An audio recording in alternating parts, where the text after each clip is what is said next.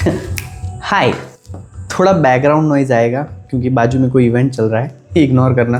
देखो, इस वीडियो में हम समझेंगे फ्रीक्वेंसी वर्सेस टाइम का concept from the atomic habits और देखेंगे वो ग्राफ जो आपकी लाइफ चेंज कर सकता है। So stop waiting and start repeating.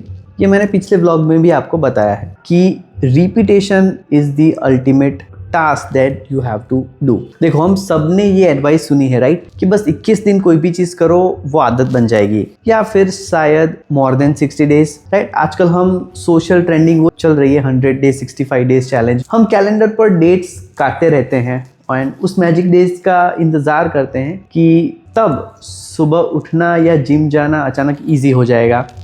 But actually time passing में कोई मैजिक नहीं है। देखो, आज मैं आपको एक ऐसा ग्राफ दिखाने वाला हूँ जो प्रूव करता है कि हमारा फोकस ही गलत जगह पर है। सी इस ग्राफ को ध्यान से देखो। ये कोई नॉर्मल ड्राइंग नहीं है, ये आपके ब्रेन का लर्निंग मैप है। अब नोटिस करो, देखो नीचे एक्स एक्सिस पर डेज नहीं लिखे हैं, वहां पर लिखा है रिपीटेशंस। शुरू में पॉइंट ए पर बहुत एफर्ट लगता है, मुश्किल होती है, बट जैसे जैसे आप रिपीट करते हो ना चीज़ें, पॉइंट बी और फिर पॉइंट सी, आप हैबिट लाइन के करीब पहुंच जाते हो। And that is the ultimate atomic habit book, the habit line.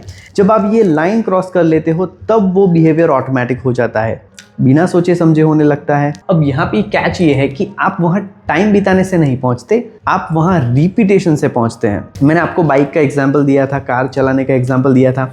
सो सबसे कॉमन क्वेश्चंस लोग पूछते हैं, how long does it take to build a habit.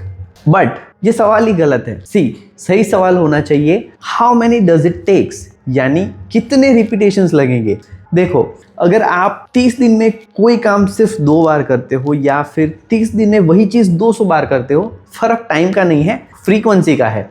सो आपके करंट हैबिट्स जैसे कि फ़ोन चेक करना, ये इजीलिए स्ट्रांग है क्योंकि आप उन्हें 1000 टाइम्स रिपीट किया है दिन में, सालों में, महीनों में, ना कि इसलिए कि आप उन्हें 5 साल से कर रहे हो right. So now the question is how to make it easy. सी बुक कहती है कि सबसे effective form of learning practice है, प्लानिंग नहीं। देखो, हम अक्सर मोशन वाले फेज में रहते हैं राइट, स्ट्रैटेजी बनाना, सही चीज़ें करना, बहुत सारी चीज़ों की प्लानिंग करना, बट वो प्रोग्रेस नहीं, एक्शन लेना ही प्रोग्रेस। और इसका सही तरीका है the third law of behaviour change, make it easy.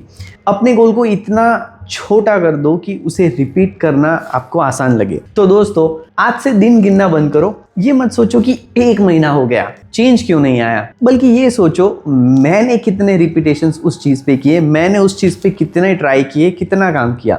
क्योंकि हैबिट फॉर्मेशन टाइम का गेम नहीं है, ये फ्रीक्वेंसी का गेम है। सो जाओ और अपने रिपीटेशंस को कंप्लीट करो। अब देखो, सोचो, अगर आपको जंगल के बीच में से एक रास्ता बनाना हो और अगर आप जंगल के किनारे 21 दिन तक खड़े होकर सिर्फ सोचते रहोगे तो रास्ता नहीं बनेगा। लेकिन अगर आप वहां से 100 बार आना जाना करोगे, गो इन गो आउट, तो वहां पे वो घास अपने आप दब जाएगी और एक पक्का रास्ता बन जाएगा। तो बेसिकली हैबिट भी ऐसे ही बनती है। Keep grinding and keep hustling.